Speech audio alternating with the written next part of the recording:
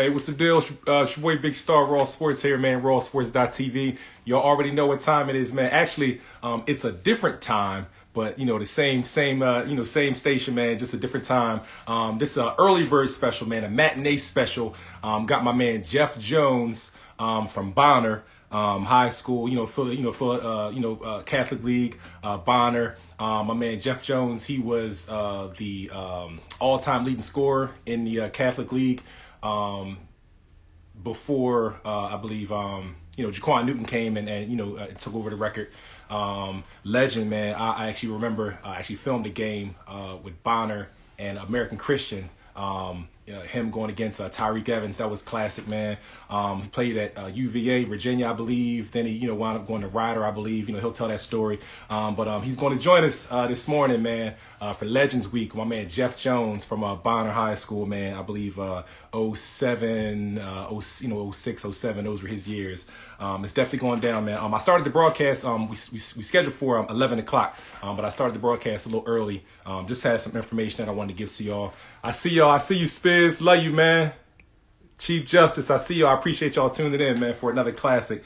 Oh, also, today we got a double feature, a Legends Week double feature, man. It's going to be crazy. So we got Jeff Jones about to join us here at 11 o'clock. And tonight at 8 p.m., listen, if y'all don't come back tonight at 8 o'clock, yo, listen, I found a GOAT. And I pulled this off because he ain't even on social media, totally under the radar. Like, all I gotta say is Southside, Jamaica, Queens, legend.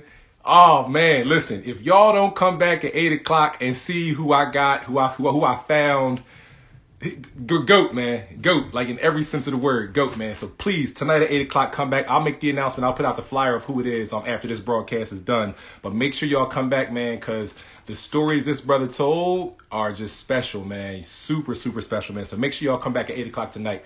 Just wanted to mention, man, shout out to my man Pooh Allen, Jerome Pooh Allen, his book that he was talking about when the alphabet comes, I believe is the title. The book released, so you can go to his website. Just go to his Instagram page or Google, when the alphabet comes, and to be able to purchase Pooh Allen's book. I'll definitely have an advertisement. I'll either probably try to get him on again, so we can talk about the book. I saw on his page he had like a little book sign and everything. So when the alphabet drops, make sure you guys go and support Pooh Allen's book. Shay Cotton, his documentary is still out there that you can watch. You can stream it on all the streaming platforms. Man Child, the Shay Cotton story. Make sure you logged on to the rawsports.tv website or my YouTube channel, Raw Sports Films on YouTube, to see all past episodes of Legends Week. And make sure you subscribe to the YouTube channel as well. Make sure you subscribe to the YouTube channel. And so like last night I had Kevin Buzz Forney, hey Spiz, Mark Green, little bro, if you watching, we was talking about you, man. And I told Buzz how you would, you was definitely his guy, man. You would always tell me back in the day that you patterned your game after Buzz, man. He got a kick out of that. Before that had John Celestin, Brian Samuels, Rap Curry, Dante Bright, Tristan Crawford, Pete Lasicki, Chris Handles, Pooh Allen, Khalif Wyatt, Rab Towns, Ray Carroll, Rashid Bey, Karan Burton. So many names, man. Like, I could sit here and, run down all the previous guests of Legends Week. Donnie Carr, Marvel Connor, Billy Owens, Flip Murray, Mark Jackson, Sean Colson. Tons and tons and tons of guests have joined me for Legends Week, man, already. And that we haven't even cracked the tip of the iceberg, man, as far as like legends that I definitely plan to get with. Somebody asked me a question here. Taj Hill Hoop Star, you got to get Camden legend on. Oh no, for sure. Listen, I've been on Wani's Hills, man. He's another one that's under the radar. If you're talking about Dewan Wagner, I've been on his Hills, but he's another one that's under the radar, no social media or nothing like that. So trust me, I've been trying to figure it out, man. Camden, stand up, man. All right, we got my man Jeff Jones is about to go down.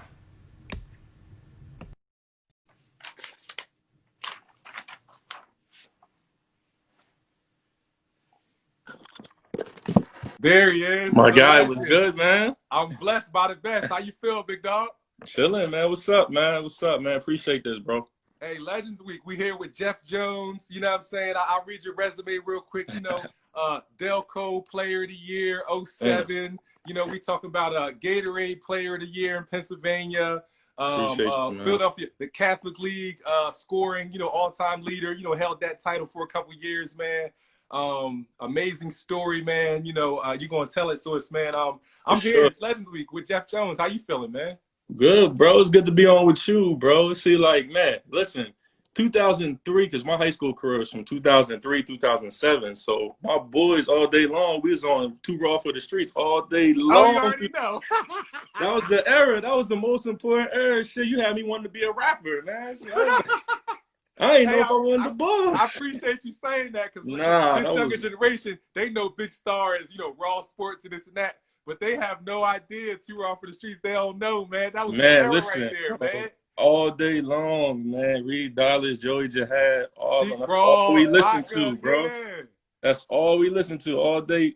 Like, because you look at it, man, it was 2005, 2006. That's when I was in high school. So, man, it was on repeat all the time, Listen, bro. and So, that was the era right there. I yeah, tell people we exactly, bro. lived through a very special era of, and we ain't even talk about mainstream like Jay-Z, Nas. No, no, none of that. This Nah, was the man, underground, like names that guys that would never sign. You know what I'm saying? exactly. Like just underground, man. Like classic legends, man. You know what I'm Tell me saying? about it, bro. I know all about Turned into household names. You know what I'm it. saying? Exactly, bro.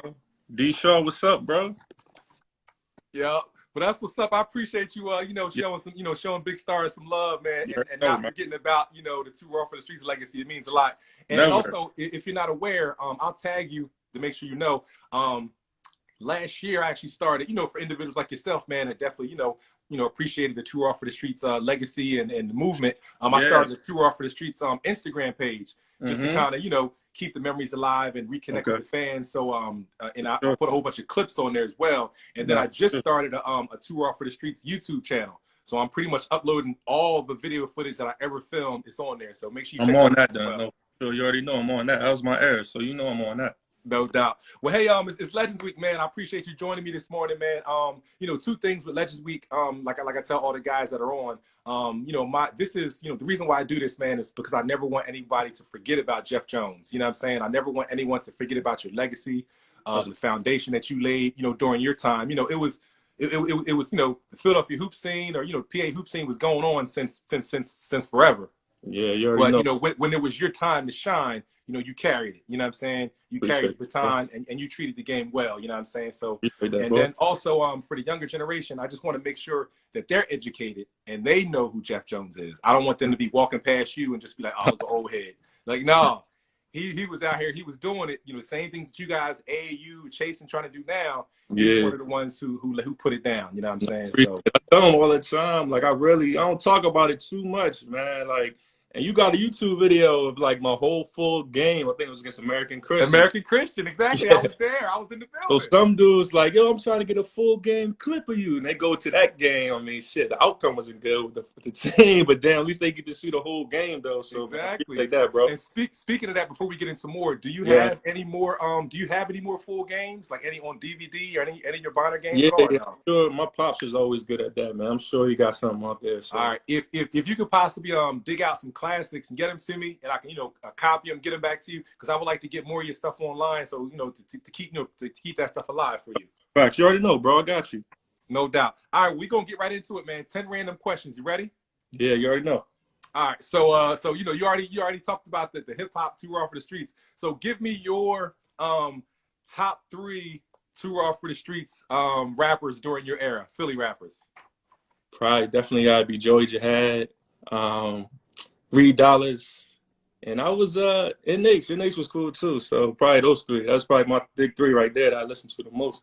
No doubt. What was your favorite Too Raw for the Streets DVD? Like Starlito's Way, Starface, Ground Zero, one of the battle ones, or what? I think it was one of the battle ones. I mean, it was all of them for real, man. It was Yeah. definitely all of them. Because I'm telling you, lunchroom. If my boys is in there from Bonner, man, it was talking basketball, and we was on the tapes all day long. Man, I'm telling you, bro, this ain't no cap. I'm not capping it up, I man. appreciate it, man. That That's means a all we lot. I listen to, appreciate it. man. So it's coming full circle. So all of them for real, Appreciate it. bro.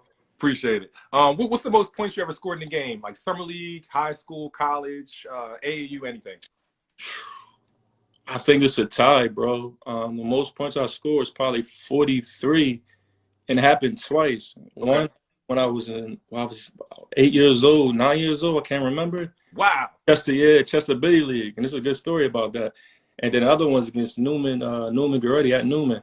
Mm-hmm. That one is crazy because the one when I was in eighth, when I was 9 years old, it was against Tyreek. I mean, we grew up in the same neighborhood in Chester, so I mean that's the I family. didn't realize you were a Chester native. I didn't Yeah, realize that's you was what. a Chester of, Chester bitty Yeah, product. yeah, yeah. That's the fam. That's the fam right there. So Wow. yeah, Reek was about. He was. I don't know. We had to be like 8, 9 years old. He had that game. He had about 47. I had about 43. I mean, we was kids, man. We was damn near babies scoring 40 piece, 50 piece, man. But just like that's when you know, like that's why I know he was gonna be real. But Yeah. it's always been love with me, him, his fan, Reggie, all them. So Mm-hmm. already knew he was gonna be good, man. So, But so that game meant a lot more, like that yeah, Bonner man, Jazz like game. It was you guys had history. I wish I yeah, would have known that bro. then, but I had no idea. Yeah, for sure. We always, even like we used to go to sophomore college. Our pops used to, his brothers used to take him there. My pops used to take her there, and we always used to play against older guys. Man, that's how. If I could tell the younger generation to get better, that's how you gotta do it, man. Play against somebody older, Mm-hmm. more experienced, that's better than you, because that's how you're gonna get better. That's how we was taught. Mm-hmm. That's how he was taught. That's the way to go. So Yep. definitely for sure. And then you mentioned another memory. You said Newman Goretti. The other time you scored 47 as well. Yeah, that was I think it was my senior year. We was at Newman. It's always a tough environment going there, man. I respect the Mm-hmm. hell out of those dudes. Mm-hmm. So going in, I just want to make a statement. It was my last time playing at Newman, so I just want to make a statement. And I honestly wanted to get a win. Those Mm-hmm. dudes, man, was good for 4 years straight, man. Yeah. I mean, I wanted to go there and get a win. So I think we came up. We went to overtime. We lost by one. Mm. But yeah, I think I scored 42, 43. I can't even remember, man. And who was on the Newman team around that time? Oh, yeah, Rick Jackson. Scoop was on the team. Jamal was on. Jamal Wilson. Yep. Yeah, Yep. Jamal was on the team, and a few other. That's all I can remember right now. But Yeah. yeah, No, I three definitely remember. D1 players at least. It might be four. D1 players. They always produce the D1 players, so Of course. they always had a squad, man. So I Yeah. want to go in there and just like prove myself, like I belong here. So No doubt. Hey, one thing that blows my mind before we get to the next question, just hearing like you just reminded me that in the event, just imagine if all you guys would have stayed and went to the high. Like we're another talking story. you, Karan Burton, Tyreek Evans, Nasir Robinson, like all you guys would have been at the high. Chester y'all would have been unbelievable. Yo, it's crazy. This is the crazy thing. We all played together when we was younger on AAU. We all played together. It was me. We used to call him Smiley, Karan, Reek, Nas, my boy Anthony King. We was all on the same squad, man. We used to. I mean, when I tell you, we used to trash everybody. You used to trash everybody. We was kid. I mean, like you can ask them, man. Them dudes. We was just different back then, man. Yeah, on the Florida. Cocoa Beach, we was going everywhere, man. That's when it really started, man. And it felt good to see all those dudes still successful, playing ball and all that. So even kind of everybody branched out, but everybody branched out, but they right. still do. I think you could ask any of those dudes. That's where it all started for all of us, man. Because that's when we all got our names out. That's when we really started traveling. That's when we really started getting the sneakers. I mean, back then AAU, we got one sneaker we was hyped, bro. Nowadays, AAU, they gotta get 5, 6 sneakers. I mean, I'm a coach. I'll coach for We1 now, but they need it all. They need the gear. Oh my guys, that's all they ask for. What kind of gear we got? Y'all get a pair of sneaks. Y'all was straight. Man, that's all we needed was some sneaks. We was hype, bro. That's all we needed. Nowadays, they need it. They need everything, bro. They need the gear. They need the tights. They need everything, bro. That's funny. Hey, who's I know you went to Bonner, but who's one of your favorite Clippers of all time? Gotta go with Jameer, man, for sure, man. Like he's the one. Like growing up, he was like he was a superstar, man. To us, especially like a young boy running in the streets, like he was just definitely like a superstar, man. Like you just always wanted to, match your game after him, how he scored. I mean, championships he brung. He was always in the Delco news and the paper, so you just definitely wanted to be like him, man. I remember seeing him one time at a carnival. he was like a damn superstar, man. Like people, it's back then. So he was, and then he went to St. Joe's, made that run. So Yeah. he was just a legend, man. He's always been a legend. Shout out to his brother too. He was doing big things. With small boys. So yeah, first definitely, Sure. Jameer For for sure. sure. But so my next question, besides Jameer, who's a player coming up who inspired you? You know, guy that was a couple years older than you. You know, maybe somebody who inspired you coming up that you really enjoyed their game. I think I would go after probably Wayne Ellington and Gerald. They was a year older than me. They was in Interact League, but I always just their games was just on another level, even on high Yeah. school, man. They were just so mature, their games. Just everything they did, how they carried themselves. They was professional. They was young professionals, man. Yeah, They was it was just professionals for yeah, real. they had the whole package, man. Yeah. Shout out to Gerald Senior too. That's my guy. They was always just good peoples, man. Just good people. So I always see myself just trying to model my game after them and just how they approach the interviews, how they approached just everything in life. It was always just I definitely looked up to them too a lot. Got you. What's your favorite food? Favorite food. If you could go with one food the rest of your life, what would it be? Shit, man. I like soul food, man. I'm a soul food type dude, man. No doubt. It's this one spot in Delaware where my peoples always go to now named Tasties. It's the truth. So It's I worth the soul visit. food, It's worth man. the trip. Yeah, definitely, man. Definitely soul food, some chicken, some. I mean, the same thing. No doubt. No That's doubt. me. The legendary series, the show, Martin. What's your Yeah. favorite character that Martin played on Martin? Favorite character? Probably I don't think it was a character, man, but when he was hooping, bro, that was the funniest thing to me, man. When he was in the ball gear, just trying to I don't know what the hell he was doing. Funny dude. So I don't know. When he was hooping, probably like my favorite character when he was doing, man. No doubt. No doubt. What's one of your favorite sports movies of all time that you enjoy? Sports movie or documentary? All right, so documentary, I would say Through the Fire, Sebastian Telfair, man. Yes, for sure. Man, listen, man. When that documentary came out, he had people running hills. He had people running up the steps. I wanted to go out. I was working out like 9 hours. Man, he had people that documentary just motivated. Like that was around the same. I was in high school too. So Yeah. that documentary there, man, it's like, damn, how much work he put in. Then he went overseas to see his brother. I would say that. He got game, of course, because I would say going through the recruiting trail. That was realistic how he was doing. That was real realistic. I say he got game, and then one movie, it's not a basketball movie, probably Rudy. My pops was a big ass fan of Rudy, man. So he just the underdog story, man. Of course. It's never gonna be handed to you. You gotta earn it. So I think those three right there probably stand out the most. No doubt. Did you watch boxing? You and your family at all? You guys boxing fans back in the Yeah, day? sure. Who's one of your favorite boxers? Who do you like? Of all any era, any weight class? I got it, man. Just recently, I gotta go Floyd, man. I gotta go Floyd because I think he just changed the whole boxing game, man. Just as far as just in the ring and off the ring, he just brought so much exposure to the sport. I think he just really captivated that. So I think I gotta go Floyd, man. That's just as me. I gotta go Floyd for sure. No doubt. Who's your favorite NBA player growing up? I mean, anybody follow me on Instagram, they already know, man. I'm a big Kobe fan, man. That all started from, I think my dad took me to a game. It was 1994. No, 95, 96. I don't know what year, but it was at the Palestine. They was playing against my city. It was playing against Chester. Yeah. And man, tell me, before the game, I just growing up, I just like seeing guys even at warm-ups. I like to see how they approach the game, how they got the crowd attention, man. I love that. And just Kobe had it, man. He just had the swag.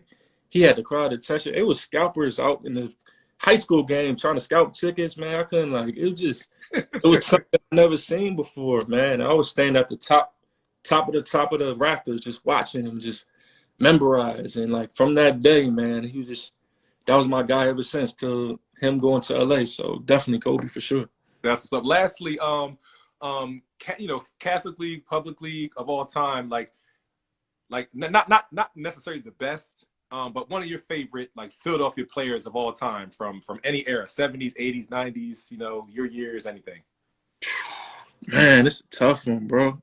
Oh man, That's what best I'm saying. player. One of your favorites, somebody who sticks out in your mind when you think of like Philadelphia hoops, history of Philadelphia hoops.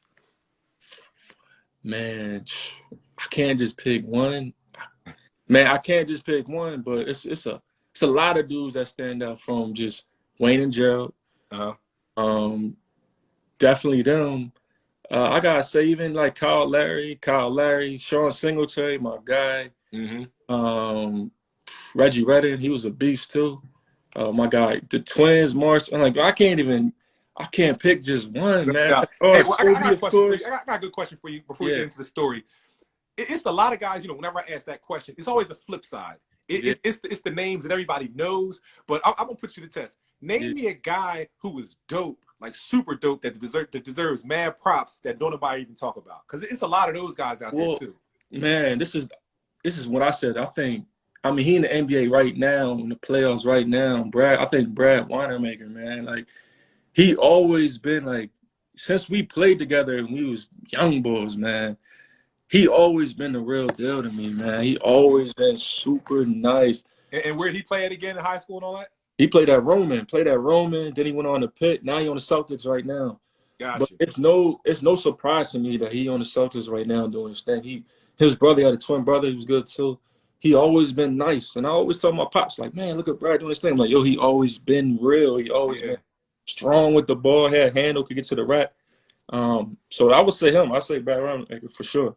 I appreciate that, and actually, I appreciate you mentioning that. And I was talking about, I gotta ask that question to people more because I always ask like you the top, but it's always guys out there just like him that Yeah. beast that had that legends, but nobody people don't mention their names much. So I got to Mhm. make sure I keep that question in rotation. Yeah, All for right, well, sure. yeah, well, I appreciate it, man. So just get into it, man. I have some questions, but I just want to give you the freedom just to kind of tell your story any way you want to. So just start us off, man, by just telling us, where the Jeff Jones story begins, and we'll start there. Man, so started in Chester, man.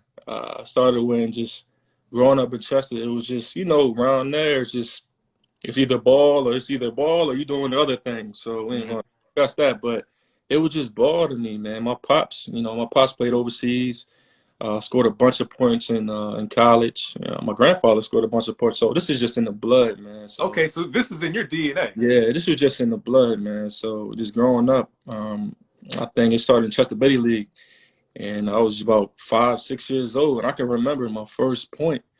I can actually remember my first point, and it just started there. So when my pops gave me the ball, he never pressured me to do anything. But once he knew I had a love for it, it was on and popping. My Yeah. damn near agent from I was 5 years old to whenever, he always had my back. He always called the right He's people. like, you're like your agent. That's what's up. Yeah, he always had my back. He always called the right people, and it started there. So it did from there. Ever since he gave me the ball, I never put the ball down, man. We played in my backyard.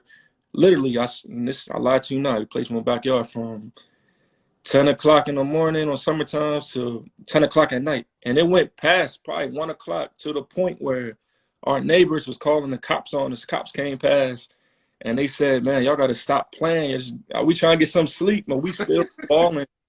And honestly, man, that's where it all started. Then it went from there, Chester Bitty League. Then I went to SKD. We had a bomb squad there. My boy Anthony King was on the team. He was like a legend, damn near 8th grade legend back then. And then I went from Bonner from there, and then Virginia. Then it just went from there. So No doubt. What for the people who didn't get a chance to see you play in high school or college or anything, describe your game. What type of player were you? it's First off, how tall are you? How tall are you now? 6'4", 6'4". Back then I was 6'4". I'm still 6'4" now. I stopped growing like first year in college. Hmm. I would say I was like 190, but Okay. describe my game, just a scorer, just a knack for scoring. You know what I mean? Shoot it, get to the rack. Um, any way you want it, man, for sure. Like any way you wanted a bucket, I was gonna get it. So you know what I mean? I would describe my game like that. Just wanted to win, a true winner. Just relentless work ethic. I always loved working out, man. Like that's why I think I like Kobe so much, man. I just like the grind. Like the grind means a lot to me, man. Hmm. Like, you ask my pops, I used to order damn near those better basketball DVDs and Yeah. order those different things you can play with shooting drills. Like I wanted all that. I wanted all that, man. I just wanted to get Yeah, that's better. what's up, man. Yeah, I just wanted to be better every day, man. So Hmm. I would say just like a relentless worker and just had a crazy work ethic. That's what's up, man. All right, so take me into. I want to break it down. I want to talk about summer leagues. So you can lump summer leagues with AAU if you want. We're going Yeah, to talk yeah, about high school. We're going to talk about all that stuff separate. So let's first, before we talk about high school, let's talk about your summer league memories, AAU memories, and memorable games, people you played against, some of the toughest players, all that kind of stuff. man. So I would say, man, where do I start? What's up with summer league, man? I think like AAU for sure. I mean, I played against some of the best out there. I was on Team Takeover. It's Team Takeover now. It was Triple Threat back then. Okay. But we went against everybody from OJ Mayo, Bill Walker, Derrick Rose, Mike Beasley, Nolan Smith, Eric Gordon. Man, I literally played against KD, Kevin Durant, Ty Lawson, everybody, man. So like I would think like, and I got a good story on this to bring it to this. I went to the summer camp, and if people that know me know the story. I always tell it all the time. I went to the summer camp. This guy by the name of Rich Marcucci. He was big on the scene. I think he's still doing big things right now. Hmm. High school basketball scene. And he had this camp in his backyard. Okay. There's about 50 kids there. I think about Somebody 50. else. I was talking Yeah, to somebody else, and they mentioned that as well. yeah, They you mentioned like, you said dude had his backyard, a camp yeah, in his backyard. yeah. Somebody It else might mentioned be the that as same. It well. might be the same damn story. So Yeah. he had a camp in his backyard, about 50 guys there, and we was all in the circle. A camp counselor was in the middle, talking to everybody. He was pointing to this one guy. He was like, "This guy right here, he's gonna be an NBA player. He's gonna be." He wasn't talking to me. He was talking to somebody else. He was like, "This guy right here is gonna be a legend. He's going." Everybody like being a basketball player. He's like, "Come on, man! Like you trying to compete against this? I can't wait to play against his ass." So he's like, "Man, this guy right here is gonna be a legend. He's gonna be a legend. He's good." We like, "Man, I can't wait to play against him." Next thing I know, we go to sleep. It's about like 12 o'clock at night. Everybody's sleeping. All the campers sleeping. This dude is out there shooting shots. It's like 1 o'clock in the morning. Everybody get up like, who the hell is it? They playing games out here? This man is shooting shots, sweating cone drills. Man, long story short, the kid is Kevin Durant. Wow. Yeah, he's out there just getting like just working. And it's like 1 o'clock in the morning. Everybody else sleep. Everybody else, doing their young thing, not even thinking about how big the game is. Just being young bulls. Being young bulls, man. So it's Kevin Durant out there that's getting working at literally 1 o'clock in the morning. I'm like, man. Crazy. Yeah, so we eventually play against them. We had good battles. When I played against him, we scored. I think he scored about like 26. I had like 35 that game. He was like, the thing is, he was always the truth back then. Yeah. Like he had that mindset. Like he just had like those guys. That's why I tell my young guys now.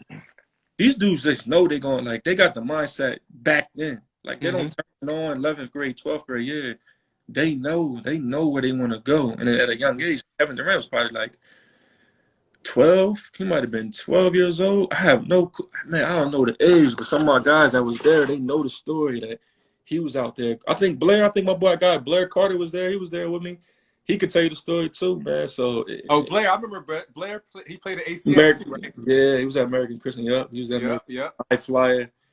But he was just a legend, man. He was just so that's one of my like, far as like camp stories. AAU just love AAU, man. We played against everybody, man. We went everywhere. Las Vegas, Florida, playing against the best, man. So I'm plenty of stuff. Who were some of your teammates that you played AAU with? Some of my teammates was played at Virginia Tech, Jeff Allen. I played actually with Brian Wanamaker. That was back then. The Morris twins, I played with them. Man, back then, man, we played on all so many AAU teams, man. Like I can't even count. I had so many damn teammates, man. Adrian Bowie, he was from Maryland. Shane Clark, he went to Maryland. Braxton Dupree, he went to Maryland. So a lot of D1 dudes, man. I played with a lot of D1 dudes. I played with Lance Thomas went to Duke. Brian Zuback, um, mm, Andrew Bynum played with him. Got you. A lot of cats, man. A lot of Yeah. dudes. From your memories? Who's one of the toughest players, if you can remember? Any couple of the toughest guys you played against that you locked it up against. And you, at the end of the game, you just like had to tip your hat, like, yo, he was the deal. That was a tough. That was a good one. It's three dudes. I think it's three dudes that come to mind. First dude was Blake Griffin. We played against Blake Griffin. He was a damn. Oh my god. You know when them dudes check birth certificates, man, I swear to God, Yes. he need to do that, bro. Like, it was just not even fair. Like, the stuff he was doing, man, it was like, man, can you please check that, man? Like, there's no way this dude's 15, man. Like, I would say Blake Griffin, he was just a man-child, dunking on everybody. Kevin Durant, for sure. I played against high school, too, Kevin Durant. I think the last one probably Tyreek. Tyreek definitely, man. He was always a problem, bro. He was always toughest one-on-one player to guard, man, for sure. Hands down, bro. That's what's up. Do you remember any of your really solid performances in AAU? Any performances where you really showed off, or is just was really happy with yourself or happy with your game after? Yeah, it was played championship game against OJ Mayo and Bill. Wow. He was #1 player in the country that time. Yeah. This game was What year? Put it in perspective. What year was that? 06, 07? So 05? 05? 05, 06? No, 06. It might have been 06. Yeah, 06. Okay. Yeah, he was the #1 player in the country at that time. Yeah, Bill Walker. And the game was on TV. The game was on TV. I was playing it was triple threat back then. Keith Stevens is still coach now, Team Takeover. And, man, I went off that game, man. I had about, I think, 28. I had 28 that game. The game before that, we played against Mike Beasley, Austin Freeman, Nolan Smith. We beat them to go to the championship. Okay. But, yeah, that game against OJ Mayo, that really put me, like, I mean, I was on the scene, but that, like, boosted my ranking way up after that game. So I would say that game really, really stood out to me. Yeah. And what I saw you were in the around what time I saw the clip on your Instagram page when you was in the Slam magazine standing next to was it Brandon Jennings? Yeah. Yep. Around what time was that? And then that what allowed you to get into the magazine as far as the hype and your rankings going up? Yeah, so that was my guy Chris Rivers. He was big on Reeboks. And my guy Keith Stevens, who's Takeover's head coach right now, and he run the whole team Takeover. So hook me up with that. But that was actually ABCD camp. Okay. So there's a good story about that too. So that was around, I forget, 2005, 2006. Okay. And back then they put all the different guys on a certain team. Somehow, I don't know how this happened, I got hooked up with a West Coast team. So I was on a West Coast squad with Kevin Love, Brandon Jennings, Drew Gordon. Yo, this is legendary stuff, man. Yo, Drew Gordon, and last but not least, James Harden. We was all you serious? Yo, we man there filming this stuff, man. Man, listen, bro. I'm like, back then, I'm like, yo, man, these are some memories right here, dog. I'm like, man, I should have took a picture of this shit, man. Like, God, man, we ain't have we ain't had the iPhones, the smartphones, to get your selfies and take all to kind of document your whole trip. Wasn't no Instagram back then, man. It wasn't no nothing, man. So your Instagram would have been popping. Oh, them memories would have been crazy, man. You would have been able to sell your Instagram with all them classic photos. Yeah, like always, me and my pops talk about all the time, man. Like, man, that squad was crazy, man. Like playing with those dudes, man, was it was a good feeling. Just seeing those guys at their young age that had the mindset that they was just killers back then, man. But this is before, like, I don't think James Harden was even ranked high. Brandon was ranked high. Kevin Love was ranked high. But I don't think Drew Gordon, I don't think he was ranked high either. But they were still on the scene. They were still on. I didn't know anything. I didn't know nothing about, Brandon Jennings, those guys, because, they was like, ESPN, that stuff was kind of starting to pop off, like the ESPN rankings and all that kind of stuff. But I didn't know nothing about James Harden until I saw, like Arizona State, they didn't get no TV time. Yeah, yeah, And exactly. then their games were like Lakers games. They may have came on super late Mm-hmm, at night, like mm-hmm. 12 a.m. I remember I was watching a Arizona State game. It was like 11:30, almost like right. It was in the a.m. And I'm like, yo, who the heck is this guy? Like he's kind of Right, husky, and he right, was man. just getting buckets. And I was like, I gotta remember his name. His name is James Harden. And Yeah, then yeah, some guys they just kind of like hit the scene and mature in a different way at a different time. You know what I'm saying? exactly, man. And that's what, like, honestly, that camp, like, really put him really on the scene, man. It really, Mm-hmm. really put him on the scene to like where he is today. I mean, we had Derrick Rose was at that camp. Um, Bill Walker was there. OJ Mayo was there. I mean, this camp was crazy, man. Like, Wow. always say, man, I got a lot of respect for all the classes, out there. But man, I like to do it from the 06 to 07 to 08 class against anybody, man. No Like doubt. that class from 06 to 07, I was 07, but from 06 to 08, man, bro, some of the best that was out there, man. Like, greatness just attract greatness. You just wanted to be good with those dudes, man. You want to compete Mm-hmm. with those dudes, man. So, man, that class was crazy. For sure. So get into your high school stuff. So you're from Chester, but you wind up, so what why didn't you go to the high? And then what led you to going to Bonner? The thing was, I was going to the high, man. Like, it was out of Chester High. It was Germantown Academy and Friends Central. That was my top three. Like, Mm-hmm. Bonner wasn't even, I have no, like, I'll get to that, but it got to that. So I was always going to Friends Central. Mustafa Shakur, my guy, Mm-hmm. he used to, take me around campus, show me around. They wanted me to be the next stop. They wanted me to go in to fulfill his shoes, which was, I was like, damn, in ninth grade, like, man, how I'm gonna fill his shoes? This All-American guy, That damn. was the guy, yeah. Jeez, like, how am I gonna do this shit? But Yeah. yeah, but I was going there. I don't think my parents wanted to move, like, so we canceled that out. Germantown Academy, that was a little farther up from me.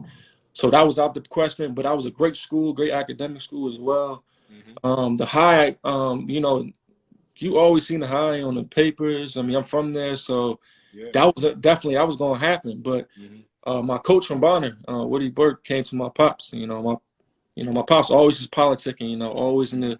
He let me play That was my your game. agent. That was your Yeah, agent. but man, he Making let me moves play for his my boy. game. Yeah. He let me play my game, but he was out there politicking with everybody, man. So Coach Burke, man, came to me with a great, idea that he thought I can do. The Catholic League was just, always good, and he brought that to me.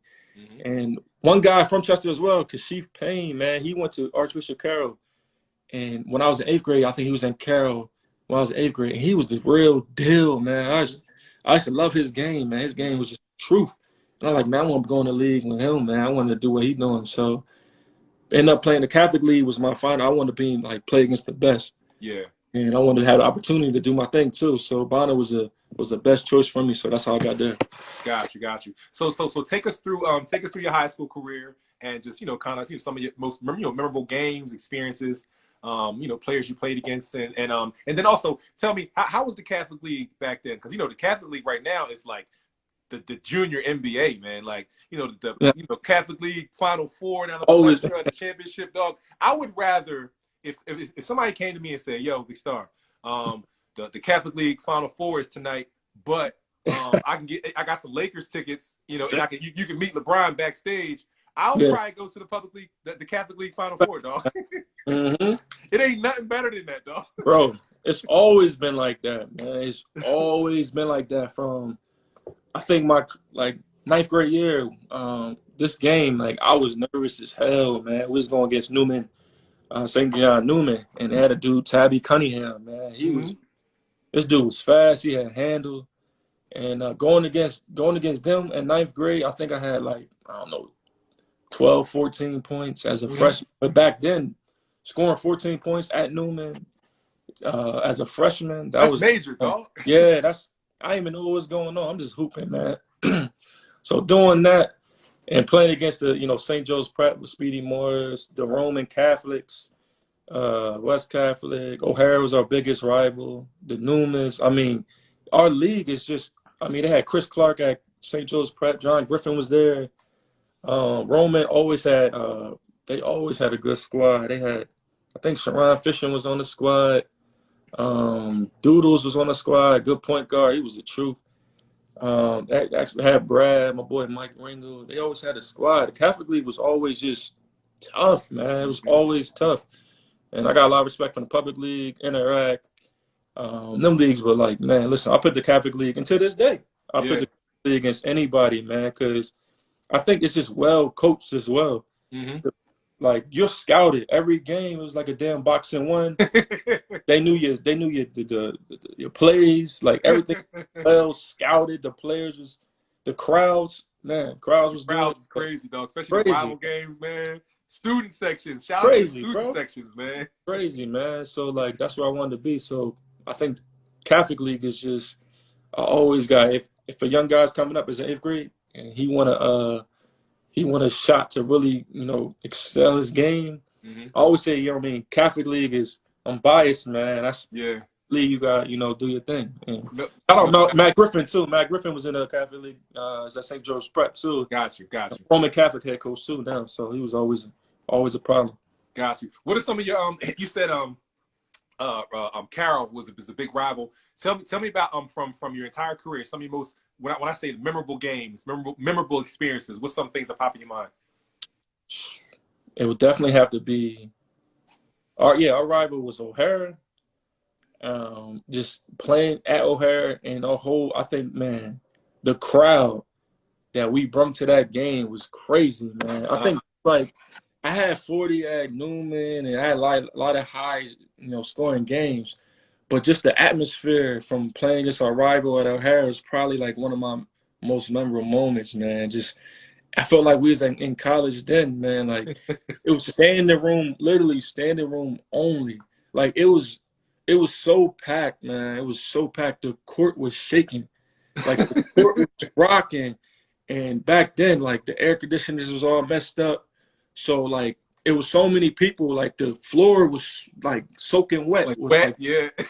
Like we was slipping on the floor. Like it was just so packed you couldn't even move. I mean, like literally if you went out of bounds and shot a corner shot, somebody was touching you, putting you, throwing you back in the court. So I think like just those games, like just those little gyms and just so many people just, literally standing room only. That's like probably one of my most memorable. I remember that. Yeah. Who's one a couple of the toughest players you played against back then in high school?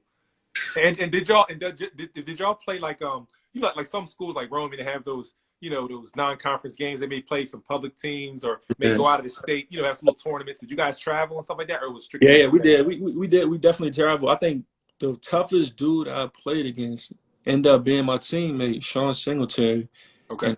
I was a freshman or sophomore, but he knew, like, Sean's the type of guy, knowing him, if you like on the scene, you in the papers and all that, he gonna challenge you. Yeah. Man, this boy was picking me up full court. When full court, we was at St. Joe's University. He was picking me up full court the whole game. I'm like, damn, man. Like, I know that was annoying, dog. Like, give me some room. Damn. I'm like, but like, man, after the game, I got his respect. We always been cool. End up, we going to college together at Virginia. So, like, I think that was one of the most toughest games because not only that, it was my first time playing at a university. It was at St.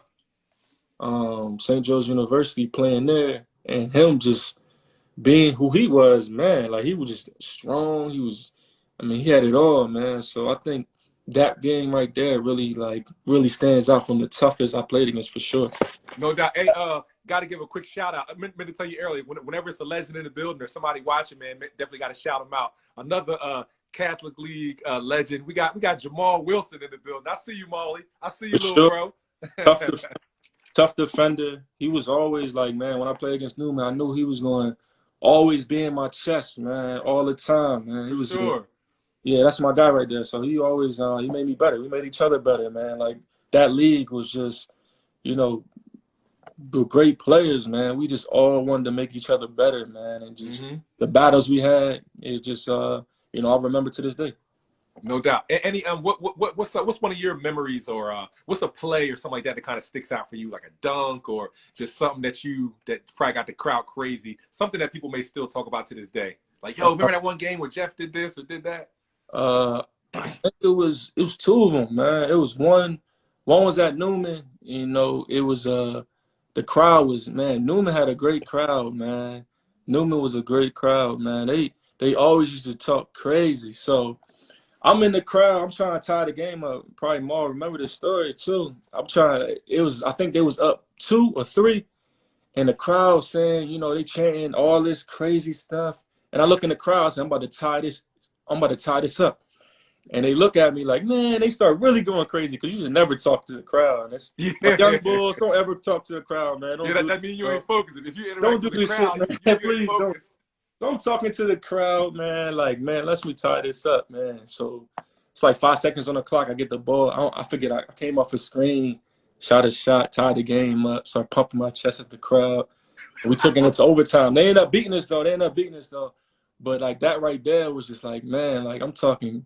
I look back and like, damn, what the hell was I talking shit for like that, man? Like, god damn, you just talking crazy. I think that, and I think another game was probably West Catholic when I broke the record, broke the scoring title, the Catholic League scoring title. I mean, just recently got broke again by Newton for Newman, but I think that was like one of the. I think I had like 36 that game. Hmm. You know, breaking the title. You know, it was. I mean, I don't think no one broke it. It was 30 years. Uh-huh. But just breaking that, and, you know, just for my. I mean, that was for my family, man. Just all the grind. Like I think my pops ran on the court at the time. Oh, wow. Yeah, so it was just like a full circle. You know what I Yeah. mean? Him just working me out all the time.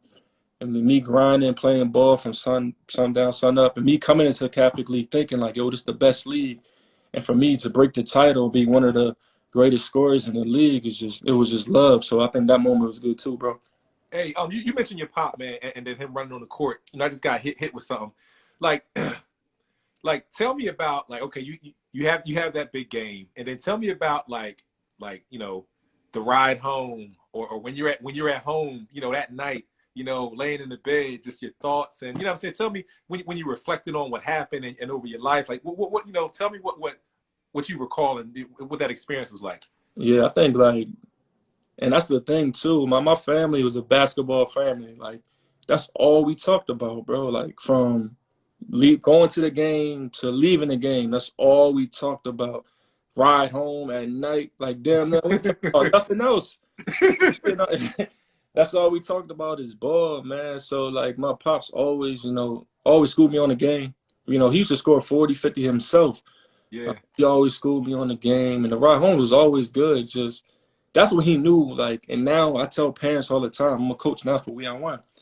Like some kids, like they say they want it, but no kids, like they really don't really want it, man. Like, Yeah. do you eat, sleep, dream this? Like, do you really want this, man? Or you really don't really want to do this, man? Yeah. So I think just like them, just like my pops, just like schooling me and just always just motivating me. We just talking about the ball 24/7. Like that really stick out for sure, though. No, no doubt, no doubt. So before we transition, what were some of your other accomplishments? I mentioned a couple.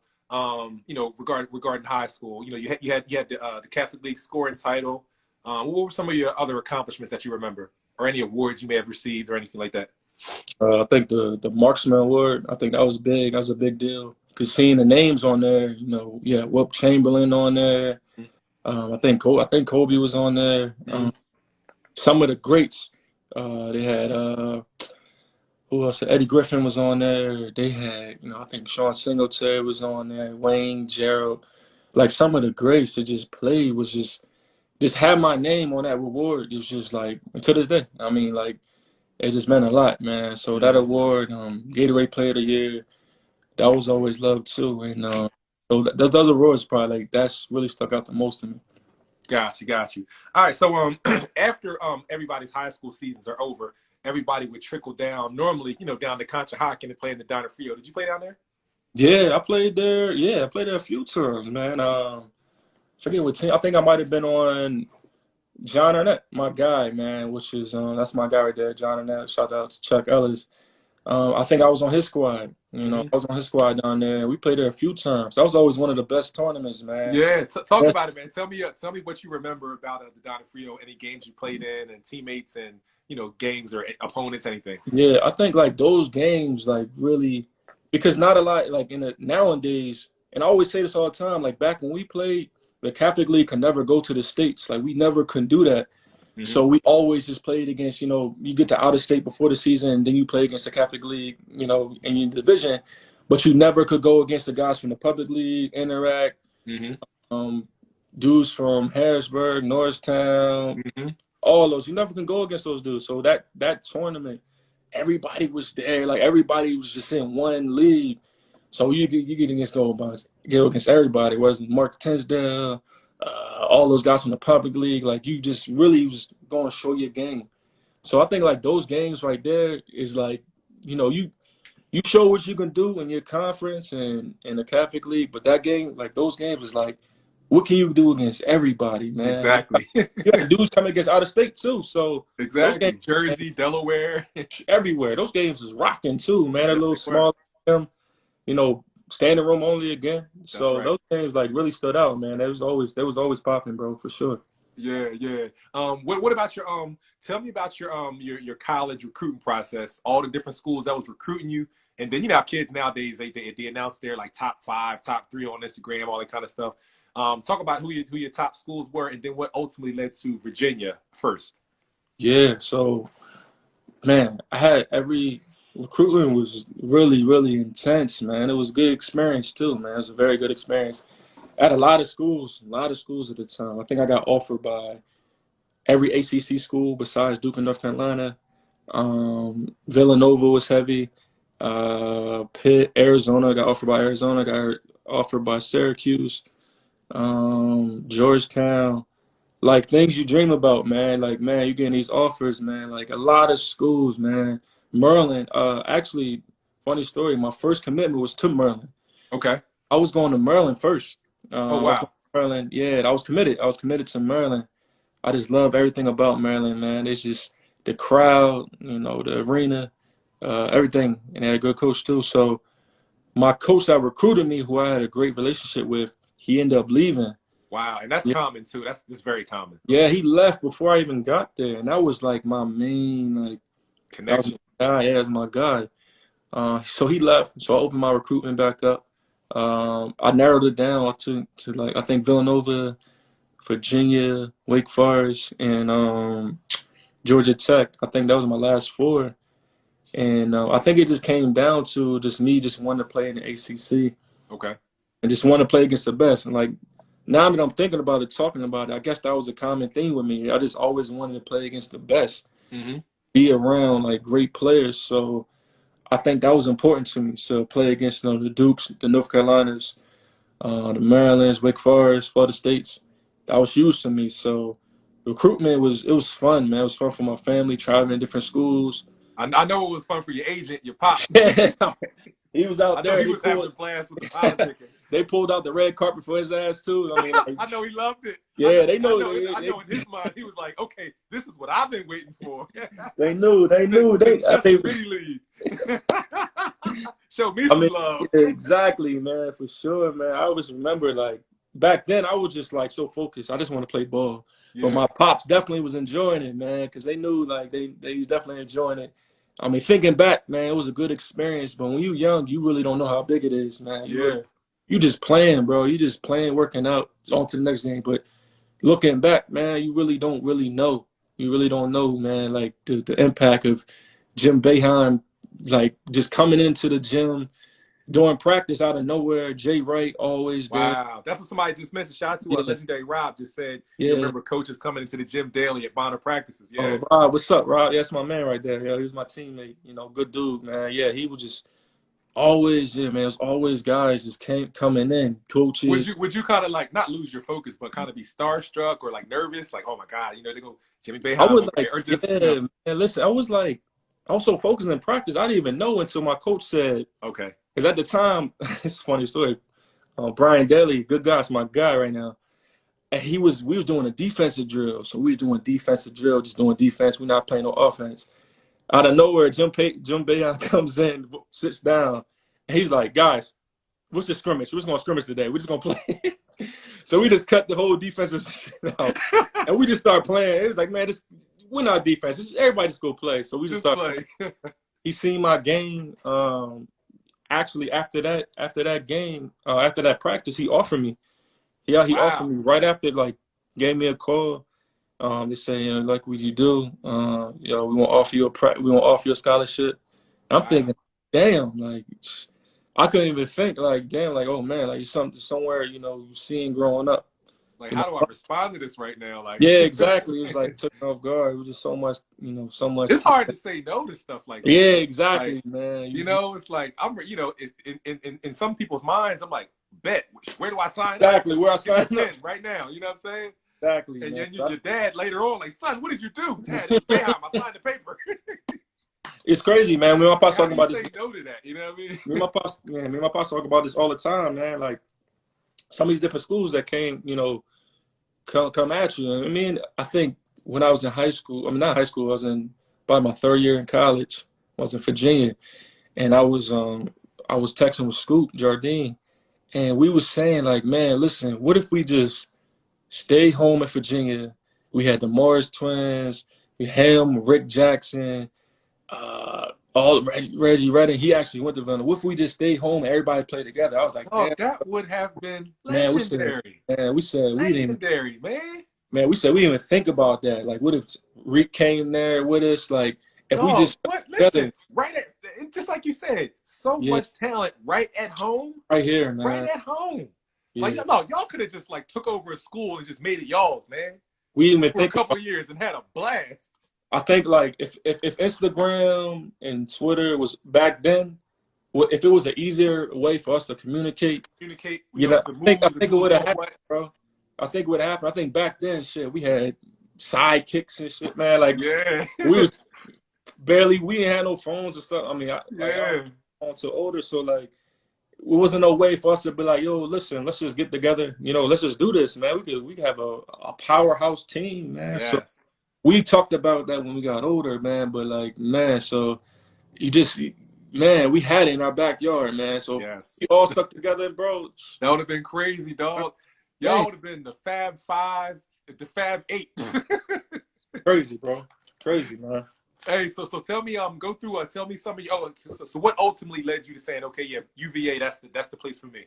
Well, it was a couple reasons. ACC, of course, it was only like 4 or 5 hours from home. The coaches was real, and the assistant coach, it was good peoples. One of my guys' mentors, Rick Brunson, he ended up being a coach there.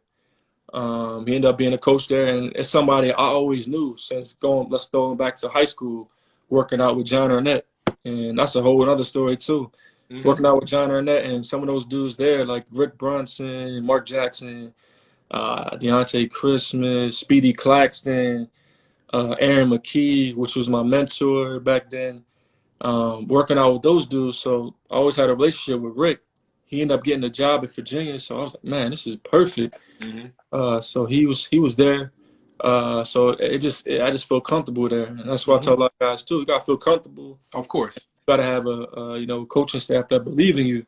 Mm-hmm. It's the important thing, man. You gotta have people that believe in you. So so that led my decision to go there for sure.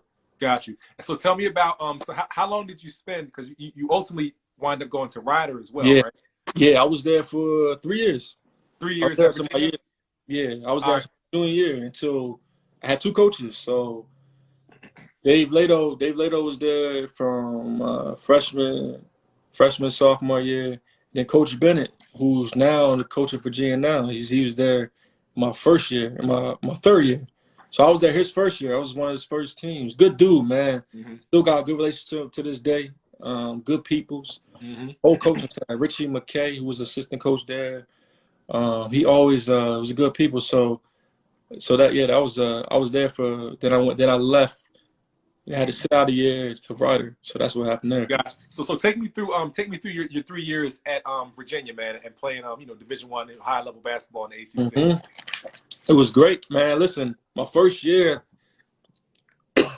I know you bumped back into a lot of the guys you was in high school and AAU with. I know you yeah, was man. bumping into Listen, those guys. exactly, man. My first year, I think I started 25 or 32 games. I started as a freshman. Oh First wow, game that's started, dope, yeah, man. started as a freshman. My first game at Arizona. We at Arizona. Started. I mean, the atmosphere, man. I thought high school atmosphere was crazy. God, man, listen. Being there at Tucson, man, at Arizona, they was ranked 17th at the time, man. It was my first college away game. And man, that atmosphere was crazy. It was a great game. I ended up having 17 points. My pops just sent me the tape. It's on YouTube right now against Arizona.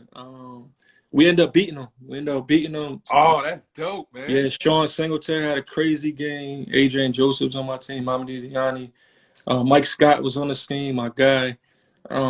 We had a good squad. We ended up beating them, man. That was my first away game at a crazy institution in Arizona. Yes, yes.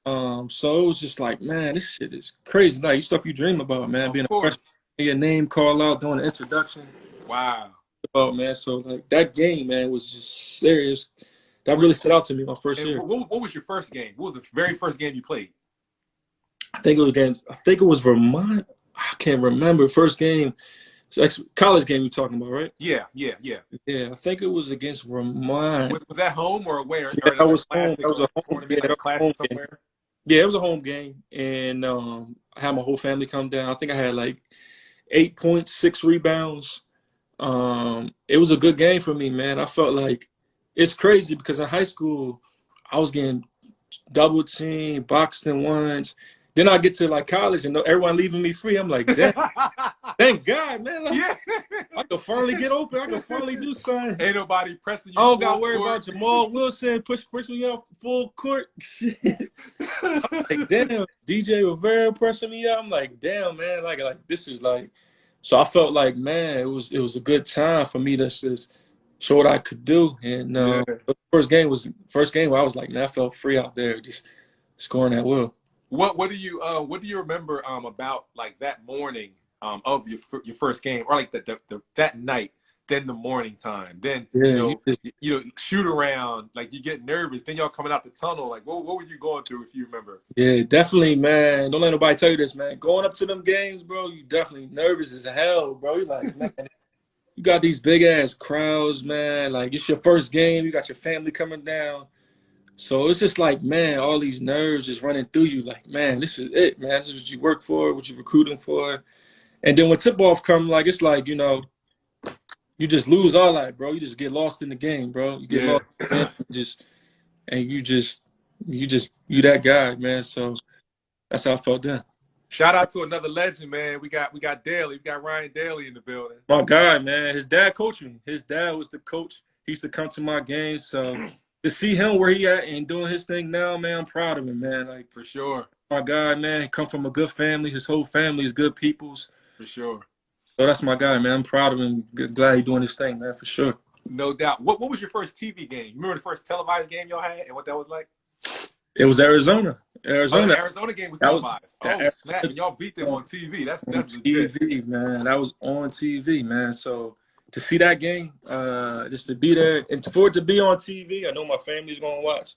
Because if it was up for my pops, man, pops was at every game, damn near. But I don't think he was taking the trip all the way out Tucson, man. The tickets was crazy back then. Yeah, I can imagine. So yeah, so to have my family watch the game on TV and all that, so that was my first televised game. It was on, I don't know what network it was, but it was on TV for sure. Mm-hmm. What's some of your most memorable games throughout your college career? Whether it was like the game itself I think or players you played against. I think it had to be the North Carolina game was at Chapel Hill. Mm-hmm. Had about 16 there. My pops drove down, my family drove down. Just being in that, like, I'm not sure if you ever been there. No, I was at Duke, but not North Carolina. At the Dean Dome, man, it's different, bro. It's just different. You could feel it. Like, you could feel the legendary cats that played before you when you just on the court. Like, anybody that played there know the feeling, man. You could just feel it. You see it in the rafters. I think Dean Smith was at our game. He was watching. But I think North Carolina had 16, and I think my next game probably Duke in a tournament, ACC tournament. My third year, I had about 16, I believe, 16, 17. Mm-hmm. And playing against Coach K, I mean, Coach K, one of the best, man. This dude is legendary, how he scheme on different, his defenses. I mean, you really got to know what you're doing when we out there with Coach K and those different type of guys in ACC, because they definitely will, scout your ass out and know everything you doing, man. So so when I see dudes scoring against Coach K, I see dudes scoring against like guys like that, I'm like, yo, they real, because Coach K put out a whole plan for their ass. Mm-hmm. Stop them. And that's right. Best of the best. So if you scoring against them, you scoring points against them, you the real. Shout out some names of some, big time players you played against that, may have went on to the league and stuff like that. Man, so my sophomore year, North Carolina, Duke won a national championship my sophomore year. Mm-hmm. North Carolina won a national championship my junior year. So they had Wayne Ellington, Tyler Hansborough, Danny Green. Duke had Gerald Henderson, John Shire, Nolan Smith, Brian Zuback, Kyle Singler. I think to talk about ACC, Miami had Jack McClinton, who was a bucket, man. Me and my boy Mustafa Farrakhan, we always talk about this, man. Like, he was so good, man. He used to play for Miami. He doing big things now off the court, but he was just a scoring machine. It was like, man, listen, like, I thought I could score, but how he was scoring, it was a different level. It was the different level of scoring. Yeah. He was the truth. Casey Rivers from Clemson, he was the truth. Tony Douglas from Florida State, he ended up playing in the NBA. He was real. Landry Fields, I played against Stanford. Landry Fields, he was good too. Jared Mann, that's my man. He was on the team as well. Man, I played against so many dudes, man. Like, I played against Bradley Beal. Okay. But man, there's so many dudes, man. I can't. Did you ever meet Dickie V and like interview with Dickie V at all? Did you ever see him at any game? Yeah, he was at our games. I think I never met him, but he was at our games and like commentating or something like that. Yeah, he got his name commentating, but I never met him. I never met him. I think, I don't know, we might have took an L. You just want to leave the damn gym, man. Yeah, like, yeah. I'm speaking about your pop, what was something? Because I know this was, these moments, all you guys, you're working on, and you're seeing the fruits of your labor. You're playing, in the ACC, living out your dream. But I'm not sure this was definitely special for your family and everything as well. What was something that your dad may have experienced that may have been on his bucket list? Like something that, whether it's being at a certain, gym or, or just, I don't know, what was something that you think was really cool for your dad? I think the North Carolina, him going to the North Carolina game, because he's from North Carolina. Okay. Grew up down there. So him just going to North Carolina that game, seeing his son on the court, playing at UNC, is just like, I think like it was like a dream come true for him. Because, you growing up in North Carolina, that's a dream, play for the Tar Heels or the Blue Devils. That's one or two things. So just to see, see me out there, balling out there at UNC, I think that was like a bucket list chest for him, just to something he was proud of, something I was proud of for him to see, so we can share. So I think that right there was definitely a big moment for him. Also, another, I forget the commentator name. He's a big commentator for the NCAA. I forget his name, going blank on his name. But he knew my grandfather, who was a legend at Moravian College. He's actually in the Hall of Fame at Moravian College. And he was looking at the booklet, how we had it at Virginia. And he came up to me, took me in the back. He said, "Yo, kid, come here." I'm like, "Oh, man, what's this guy want?" Yeah. He's like, "Man, I know you're a player because I knew your grandfather." Wow. I was like, that's dope. Yeah, and like he's like, "I played with your grandfather. Grandfather passed away before I was even born. My dad was like 20. So it was good to like know that like somebody like from our bloodline just came all the way down to me. That somebody played with my grandfather, who was in the Hall of Fame of Moravian College." So my pops ended up talking to him, I believe, after the game as well. So for him, my pops to hear those stories because he passed. My pops was about 20, To hear 19. the stories about his dad. Yeah, exactly. So to hear stories about it, he was like, man. So it just came like full circle. It was like it was a good moment for him for sure. That's awesome. I'm glad I Yeah, asked that question. That's a yeah, special memory right there. yeah, for sure. One other thing before we transition of to Ryder, Yeah. did you notice you're a workaholic, you know what I mean? You Hmm. was putting in work, always in the gym. Was your great how was your game progressing from high school and then to college? How was your game getting better? Like how was your game changing at all? For sure, man. In that, I definitely got stronger. That's one of the different. I think the difference is I got definitely stronger. I got a lot stronger going to college, a lot quicker. Shot got more consistent because my legs were stronger. So I think like the development they had at Virginia was great. You know, we 24-hour access to the gym. Mm-hmm. Some of my guys, we would go party. Then after the party, we'll go to the gym, get like Mm-hmm. 200 shots up, leave the Mm-hmm. gym. So I think like that's the access that they give you to Mm-hmm. be good is just, I mean, someone like with a work ethic like me, I just felt like, man, I'm right at home. I can always get better. They always had different, coaches there for you that wanted to, get you better. We had ball boys that always was willing to, don't matter what damn time it was, they was willing to, hey, Yeah. you want me to feed you shots? They was out there trying Yeah. to get shots up. So just the aspects want to get better. I definitely developed as a player when I was Uh-huh. in for sure. Yeah, and also mentally, where were you at mentally, just to be able to handle that level of basketball, any adversity? You know what I'm saying? And this is important. This is important for any younger kids to know how mentally strong you have to be, besides physically strong and athletic. Tell about the mental process you got to The be. great story I got on that.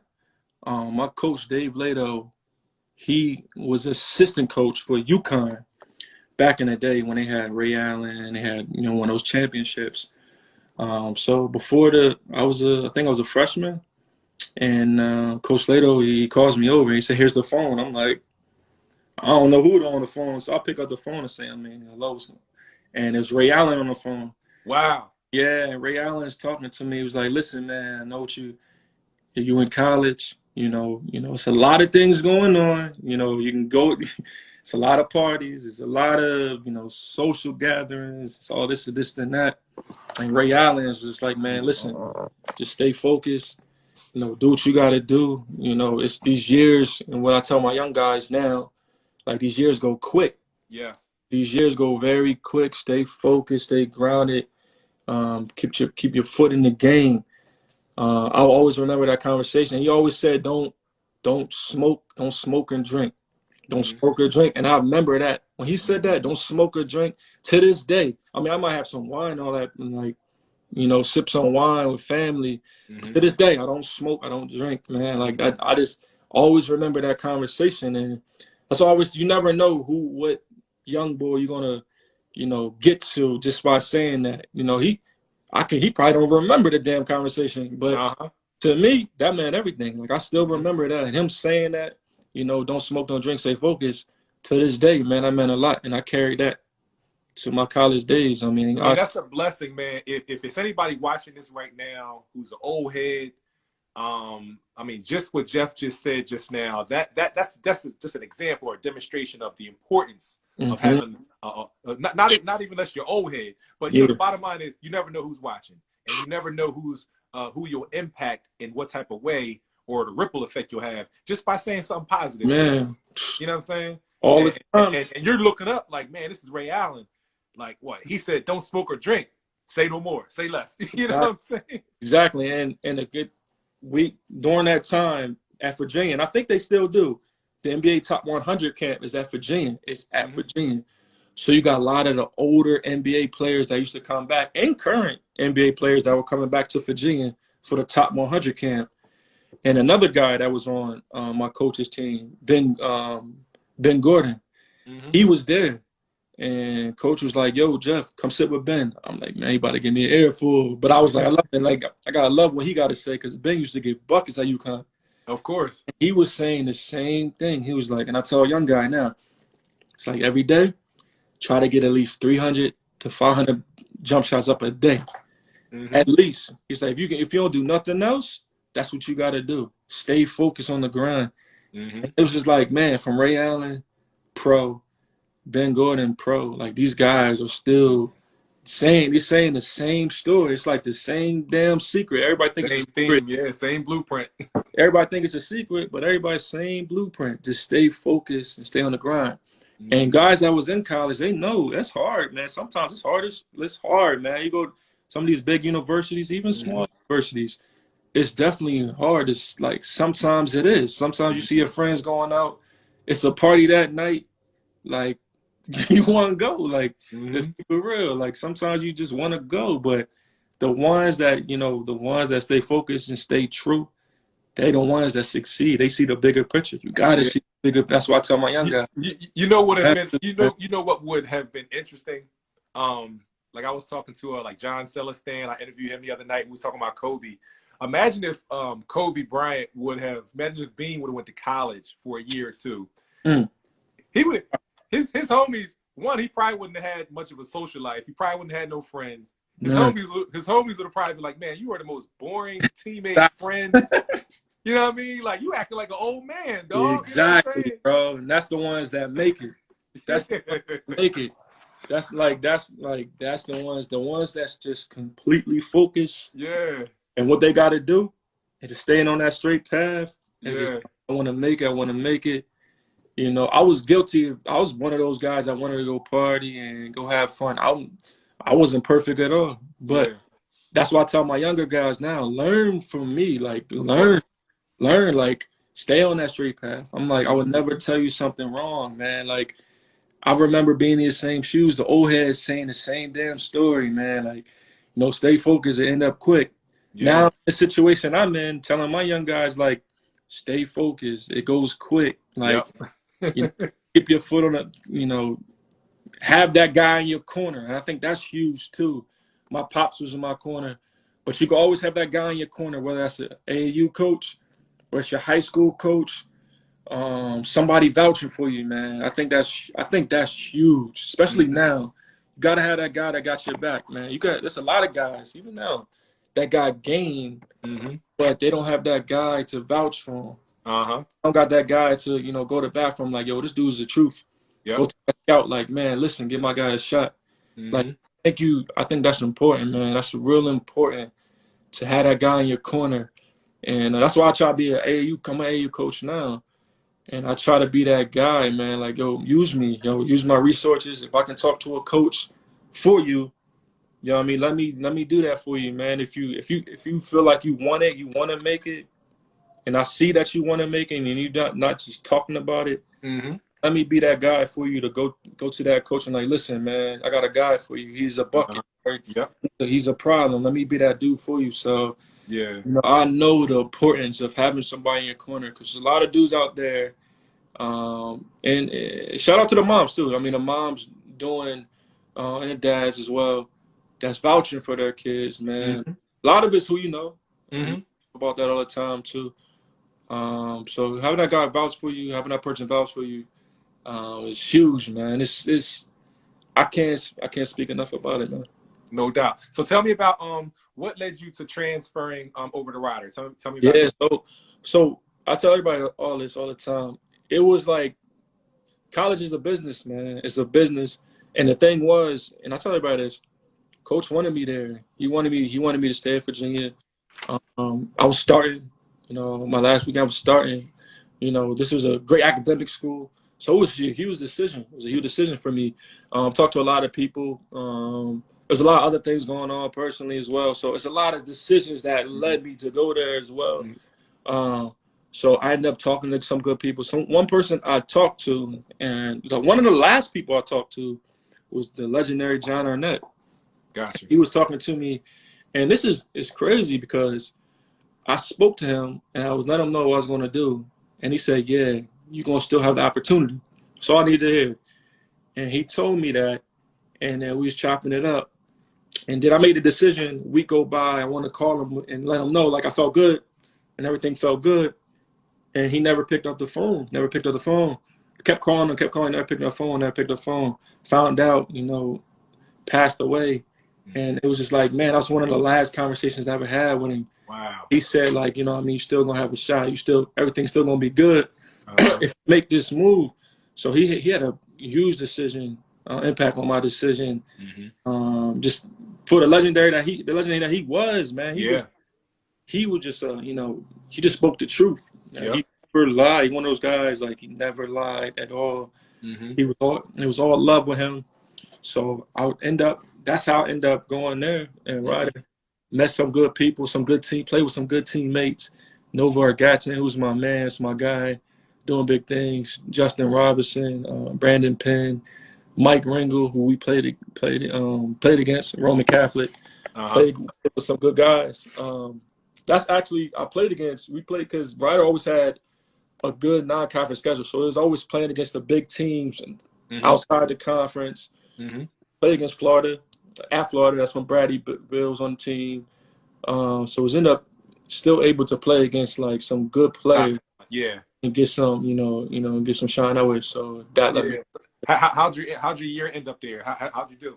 End up leading the team in scoring. I think I'm 13, 14 points. We end up losing in this, I don't know, semifinals in the MAC tournament. I can't even remember. We end up because that's the difference from probably ACC and the MAC, because you got to win out. Like down there, you got to win out. ACC, you could beat Duke, North Carolina maybe once, a couple other teams. You might still get into the tournament. Yeah. But there, you got to win all. You got to win. So going to the tournament, like we try to, that was my focus. Man, I just wanted to win like the whole tournament just to get a chip and just to win out so we get to the tournament. But and then it didn't happen. But, end up making some memories there, and that was it. Yeah. So what was the next? So in your mind, it's a couple games left in your season. Where's your mind at as it relates to like the next step? Man, I'm thinking like, man, them old heads was right saying this shit go quick, man. Yes. I'm like, damn. Yeah. They was playing. I was like, man, they was playing saying no lie, man. So I'm thinking like this went quick. Like this went really quick. Like you start thinking like next step, like, overseas and things like that. So man, you thinking like, damn, man, this is I can't believe how quick this went. That's the first thing I can remember the Bonner games. Yeah. I can remember, and for you, like they weren't that long ago. We're talking about a couple of years you playing against, Cardinal O'Hara. Now you're like, dang, my last college game. Exactly, man. I'm like, man, I can remember playing on the national team with, Chase Buttinger, Javaris Critteness, Thaddeus Young, Brooke Lopez in high school. We won in the championship in Paris, France. And now, it's like the last few games of my college career. Now it's on to the, the real world, and everybody could tell you basketball is a business. After college, 100%. Yep.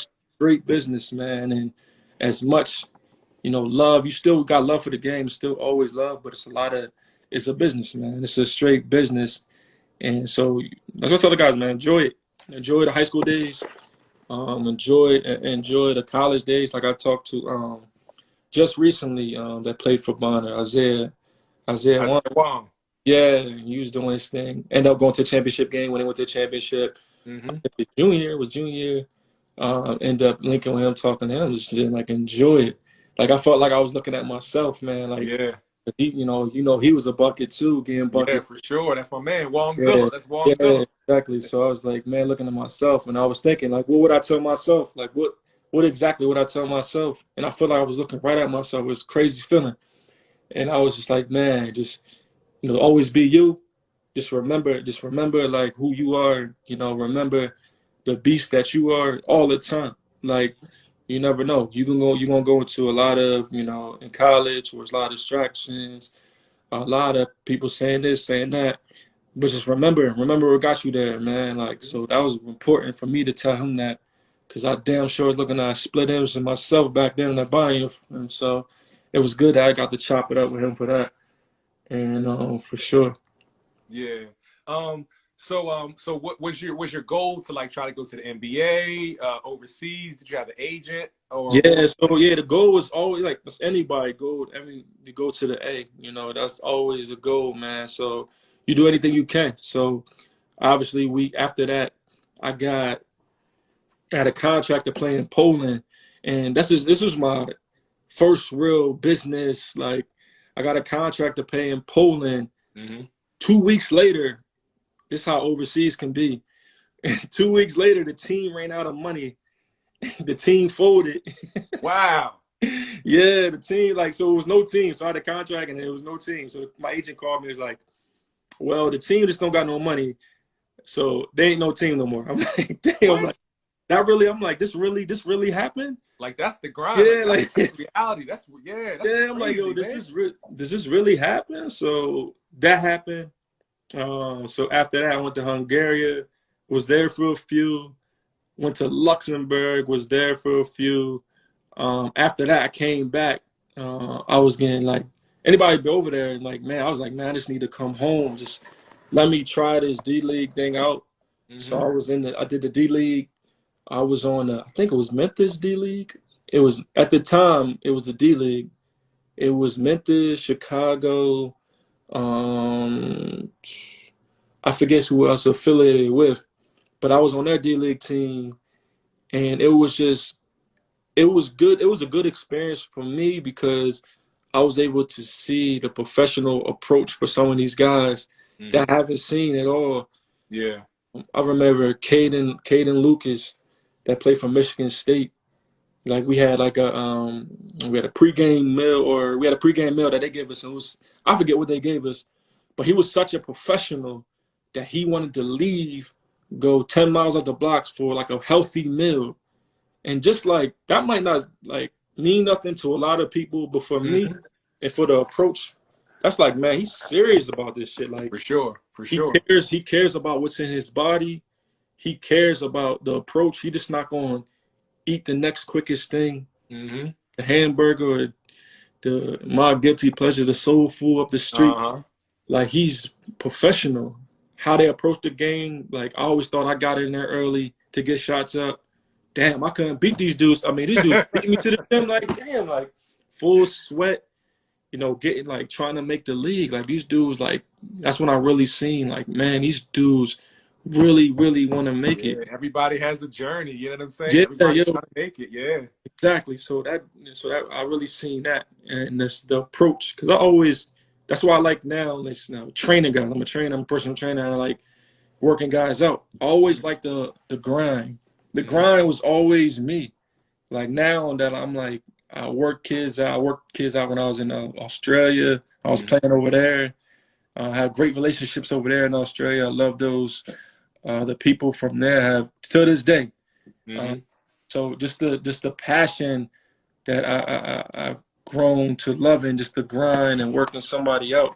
I was, for me, this was God's calling. I mean, God, make no mistake, this was his calling for me to, work my ass off my whole basketball life, to buying all them damn DVDs, to like buying better basketball, DVDs, better basketball DVDs, Michael Jordan, Triple Threat, whatever, Tim Grover's whole book. Damn, now I bought it. Like, damn, that's why I still got it.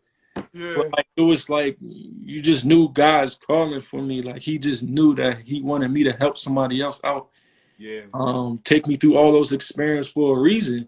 If it wasn't for me, maybe it's for somebody else. Of course. Like, that's why I tell people, man, if I didn't make it, learn from me, from what I didn't do, but from what I seen that maybe you could do different. Of course. I tell people, and I tell my guys that all the time, man, like, listen to the, the guys that been on that level, that been there, that seen it, that could save you a lot of bullshit. That could save you a lot, man. Exactly. So yeah. What of your what's one thing that sticks out from your professional playing career overseas? I think, like, when I just spoke about it too, playing in Australia, probably my favorite country playing in. Playing there, the love that I got from the people over there, just the beautiful country that it was. Because, I'm growing up in Chester, I think it's just Philly, New York. That's all 95. Yeah, 95, just Philly, New York. That's all it is. Just to see, like, go over there in Australia, be driving and just see a kangaroo on the side of the road jumping with you. Like, man, what? That's crazy. Yeah, man, it was a great, beautiful experience, beautiful country, great people. Man, I really enjoyed my time. It's just exploring off the court. Yeah. Like I said, I still have relationships with families over there to this day. Uh-huh. That I still speak to, still reach out to. I think like that's what I tell people, if you've got a chance to play in the country, Mm-hmm. it's Australia is definitely one of you have to do. Like you have to do that, man. So that's one country that I always recommend to many. Yeah. At what point did your professional playing career come to a close, and then how kind of how did that Yeah. how did you close that chapter? Yeah, so I was in Australia, I hurt my Achilles. Oh wow. Yeah, hurt my Achilles, and that's one to that's hard to come back from, man. That's like so I got home, just end up being home and just you get bored. You're like, man, I gotta do something. Being a worker down, I gotta work. I gotta do something. Like I can't just Mm-hmm. stand here waiting for an agent. Yeah. And sometimes you know how these agents can be, man. Agents like don't call your ass back. So I can't be dependent on like an agent. Like Yeah. I gotta, I'm born to just get it on my own. Yeah. Of You know, course. all these lessons that my pops taught me, life taught me that there's something out there that I can, that find that I can still, find my passion and Yeah. still Yeah. make a living for me and my Yeah. family. So God definitely blessed me, to Mm-hmm. today for sure. So I think like that was it, like in Australia. And just knowing like it's sometimes overseas is not for everybody. It's definitely Uh-huh. great. It's not for everybody, man. Like definitely being like a family person I am. It was hard definitely being away from family. Mm-hmm. Um, Overseas money is definitely good. It's definitely worth it. But, being like time is short, man. Time is short with family and everything like that. So, I took that into consideration too. So I think for me, just hurting my Achilles from coming home and just saying like, yo, I can still, be blessed and have a good life here. It's just like I think that made the decision for me. No doubt. What a couple more questions. What when you think back over your entire basketball journey and your life, what are some things that you've learned from your experience? Man, probably. I mean, like I tell people, man, basketball can teach you a lot, man. You could go even in the corporate world and anything. It could teach you just to be patient, work your ass off, to make connections. You got to network. So I think just basketball all around, just the life lessons, just that it taught me. Just my dad always say, like, have a short memory. You know what I mean? Always have a short, like you have a bad game, have a short memory, and that's life too, man. You're gonna have some bad days, you're gonna have some ups, some downs. But man, have a short memory. Every day is his own day. Don't think about yesterday. Don't think about the day before. Just always move on. And I think when I think about basketball, I'm like, man, this game just taught me everything, man. It taught me life. And I'm like, man, God knew what he was doing. He always doing never wrong. Like, so I talk to a young cast, man. You got anything going on, man? Just they think that it's the end of the world, man. For his purpose, he got a purpose for you, man. He definitely got. You might not see it. And I don't think a lot of people guilty of that, man. They never see it, bro. They don't. Mm-hmm. Even to this day, man, no matter how old you are, 20, 30, 40, he could still be working for you, man, working for your favor. So I think that like that's the biggest lesson that I learned for sure. No doubt, no doubt. I just got one more question, man. I just want to tell our viewers, anybody watching, if anybody out there has any questions from my man Jeff Jones, start typing your questions right now in the comment section. And before we wrap up, I'll let Jeff, have a little Q&A with the people, answer any questions that anybody has. See, got my man. What's up, Dior? See, got my young boy Dior 3 on here. High school basketball player Dior. If you got any questions, we got a legend here, Jeff Jones, my man. James Nelson Stewart. Anybody, if y'all still on. Any questions for Jeff Jones, y'all can type them in the comment section now. Don't answer them. But my last question, man, is where are you now? Where is Jeff Jones now, man? Tell me what's the latest and greatest for you, man? How's God working in your life Yeah, right now? so right now I'm living out Malvern, not too far from King of Prussia now. Actually 2020, as crazy as it's been a good year for me. Got married this year. Oh, Um, congratulations! yeah, gave birth to my first child. Um, Wow, amazing. yeah, That's so it's been talk about like milestones. Two major yeah, man. So milestones, this man. so this year has been like absolutely. You know how 2020 can be. As Yeah. crazy it is, bittersweet, man. Because man, a lot of great things has happened for me. For sure. So like a lot of great things happened to me. Just bought a home, Okay. build it from the ground up, new construction. So it's been great. It's been a great everything's just like I said, everything's God's plan, man. So for sure. So everything's been going great. Still being able to train kids and Hmm. being able to work kids out, AAU coach. So I'm still staying connected to the game. Yeah, I think it's like my obligation. I still have to, of man. course. Feel like it's somebody out there that I can still connect with and just teach them something that if I could have told my young self, like, I could teach them this. So I think that's more important for me, just to stay connected to the youth, making sure they on like the right path. If they had a path like mine, which, had a highly recruited, many awards, MVPs, first team.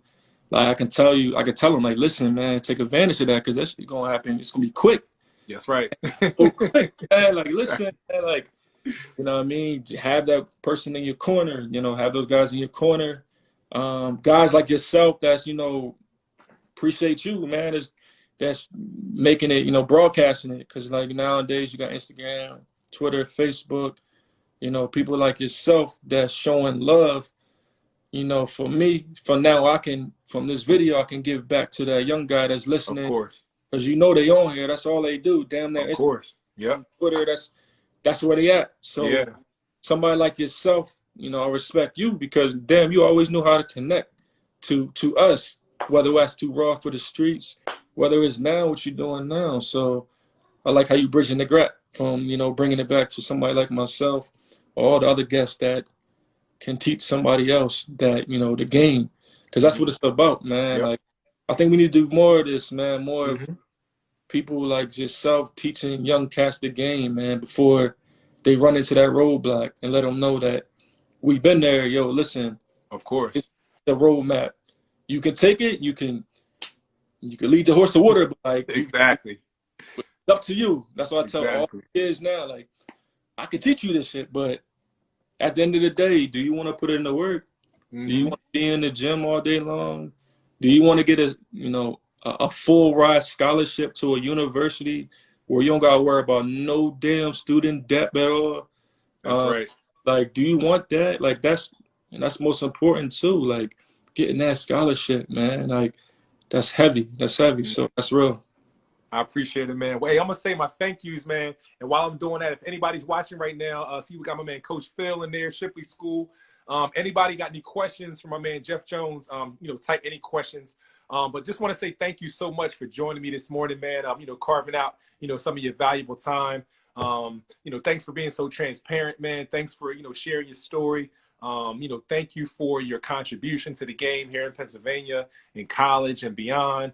Thanks for giving back now as you are, being a coach. Now you are that. Now you are that Ray Allen. You are that Right. guy that Right. can look at a young guy and say, yo, man, look, this the key to success right here. You know what I'm saying? I've been there. You know what I'm Yeah. saying? So everything comes full circle. And just like you said, I think one of the biggest themes of your life, correct me if I'm wrong, is like, I don't think this was ever about you. Right. Man. You know what I'm saying? Heavy, bro. In God's plan, it's never really about us. You know what That's I'm saying? He's taking us through a process because he has a purpose for you. You know what right. I'm saying? And That's now a lot of the things that you're doing now with these kids, you as a husband now, you as a father. I mean, that's the world has so much waiting for you that heavy, bro. you're finally going to look up one day and say, "Wow, God, this is what it was all about." That's heavy, bro. Like I never thought of it like that, bro.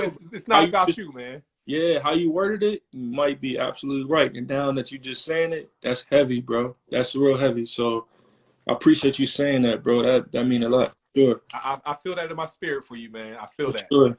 For sure, man. I appreciate Yep, yeah. So just thank you so much, man. I'm gonna have this interview. It's gonna be on YouTube, and I'll send you the link. So we can share it, and it's gonna be out there forever.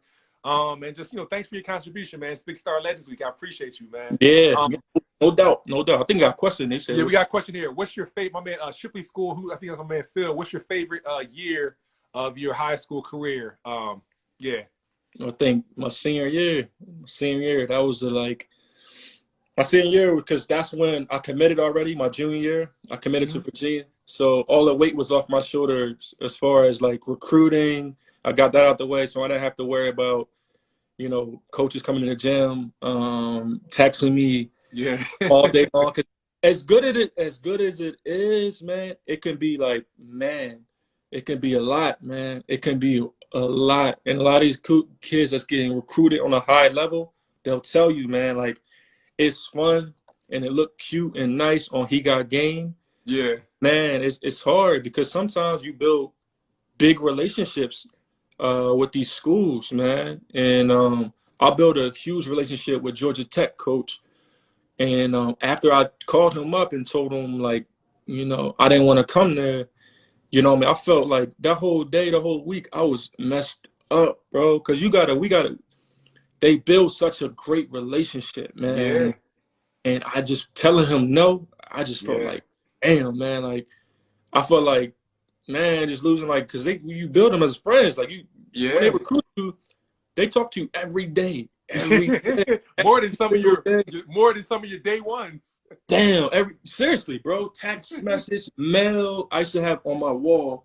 I had every school that recruited me, and my wall was filled up from every Big East school, every ACC school, handwritten letters from Jay Wright, handwritten letters from Lou Alton, handwritten letters from everybody, and just to see that, I think I have a picture of it, and just tell them no, it was just crazy. So my friend, so I say that because my senior year is probably my best year because everything was just I can just play.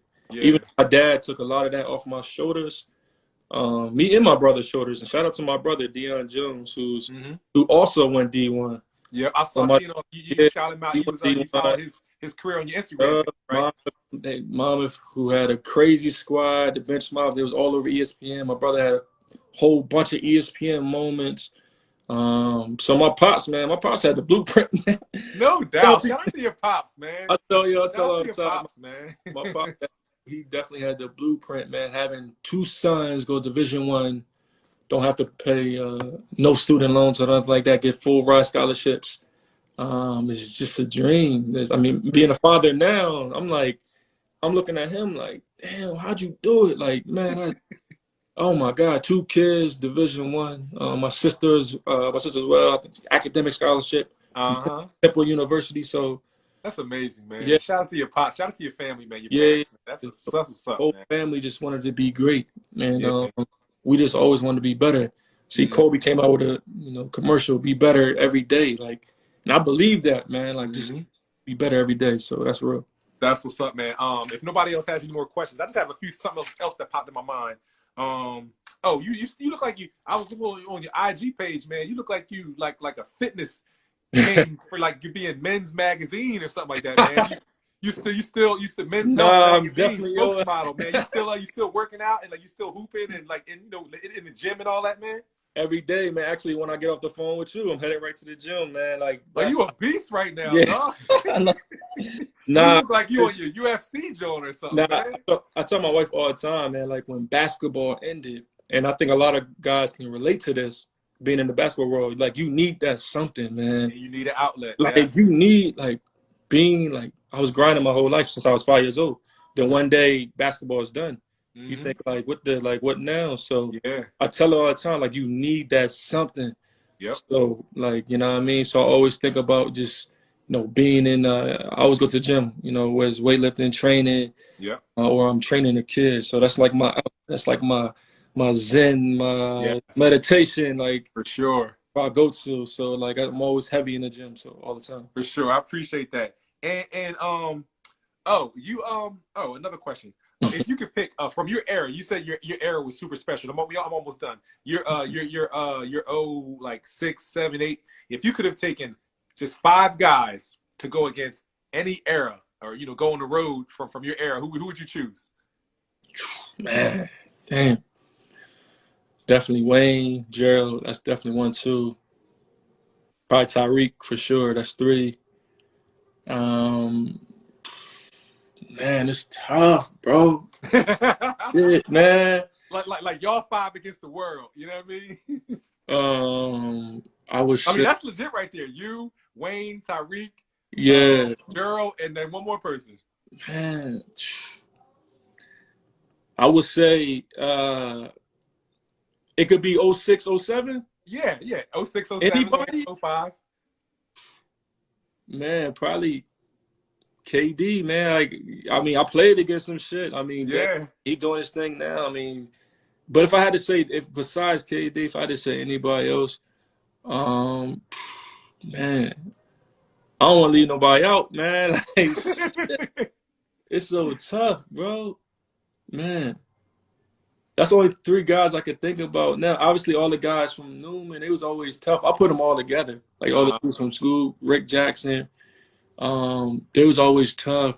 Morris twins. I mean, it's crazy because I'm talking about some guys you probably think about like I could put against any other team. Uh-huh. Well, some of those guys are in the league now, like Morris twins, Brad, Still playing at a high level too. Kevin Durant. They're like, damn, they there. Like, who else can go against them?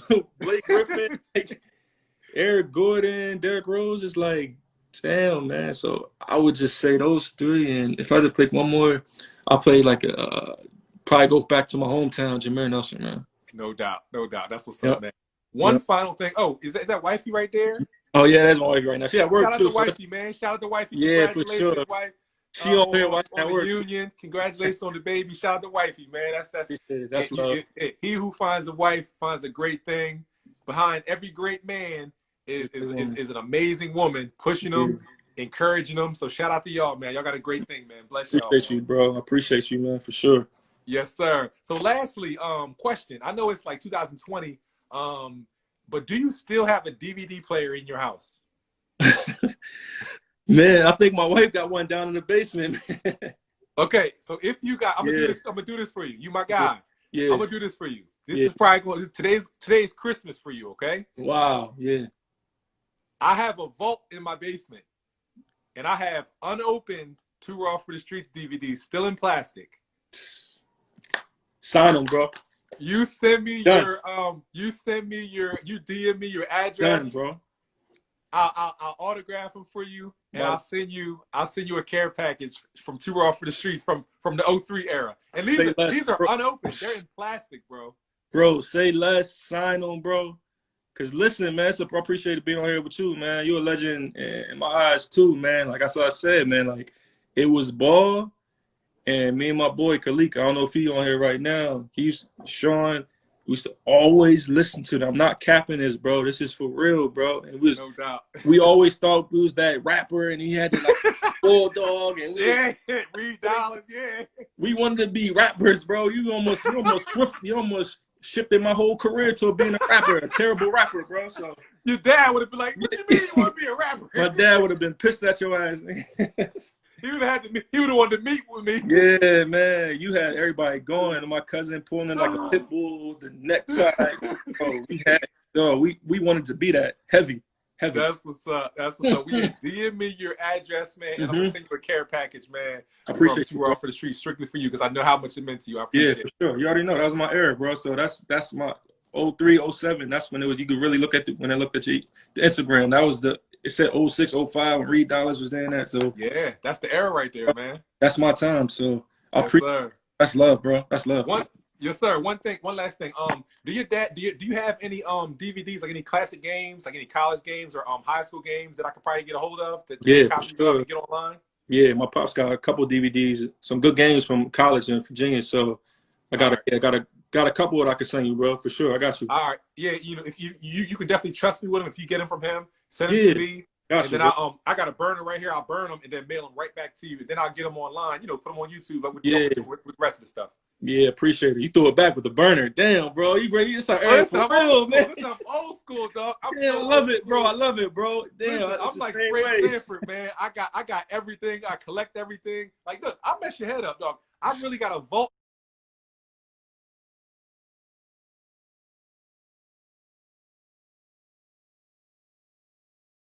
in my basement. Yeah. I'm such a hoarder, dog. Like, you remember those like old like for example, like when they would have those classic games like Bonner versus American Christian and like they may put together a little flyer for it. Yep. I still have flyers. I still have the flyers, dog. Like, I got all that stuff. Like, I collect everything, dog. It was crazy. I didn't talk about this. What's crazy is we even though that happened in high school, even in college, and my man Mike Scott, who's on the Sixers right now, he was still listening to those the same on repeat. He came in earlier, but he was listening to those two Raw for the Street rap battles. Yeah, that Then, stuff legendary, man. bro, we was all Sean. We had everybody on the Philly wave, That man. was a special era right there. It was way more special than we even realized it was, because the amount of talent, it just didn't make sense for that amount of talent to be with it. And Philly's not that big, but for that amount of talent, I mean, I'm talking about stars. Yeah, you know, Reed Dollars, Cheek Raw, Vodka, Joey Jihad, NH, you know, Sandman and those guys, Creed Forge, you know what I'm saying? You know, Eden S, Freeway, Petey Crack, like just endless names, bro. Legends, man. Legends, bro. Like, not just okay rappers, not just solid rappers. Legends, I'm talking about bro. Guys. Ness, like if I was Master P, like that was always my goal to get a record label. I could have signed all them guys, dog, and it would have just been insane, man. Man, a lot of dudes gotta thank you, bro. We gotta have an interview on your ass, man. No doubt. No doubt. The Two Raw for the Streets documentary is definitely coming, man. And once I do, I definitely got to get you to do an interview. You need a documentary. Talk about your experience, bro. That's real. That's real, man. For sure. Well, I'm gonna let you go, man. Thank you so much this morning, man. I think I pretty much said everything that I could. Just make sure you DM me your information so we can so I can get you those DVDs, and I could possibly try to get some of your games as well, so I can get them online for you. Got you, boss. Appreciate you, man. Appreciate it. Peace. God bless you, man. And we definitely got to stay in touch too. Oh, I got the Starling boys. I got my little sons, man. Once the world is safe and quarantine and coronavirus is good, I got to bring them up there to get some work in with you, man. No doubt, bro. I go to the Lifetime Athletic Center. It's not too far from everything. Philly. Oh, right from Plymouth Meeting, the one that's right that you can see from the road on 202. Yeah, right off 202. Yeah, no doubt. NBA court. I think Khalif White being there. Everybody. We all. Leaf. Oh, that's family. That's my little bro. That's family. You already know. That's the I want, once the world is safe, I'm gonna bring my boys down to get some work in with you, man. Say less, bro. All right, got him. All right, man. Take care. Peace, bro. Appreciate you. All right. Yep.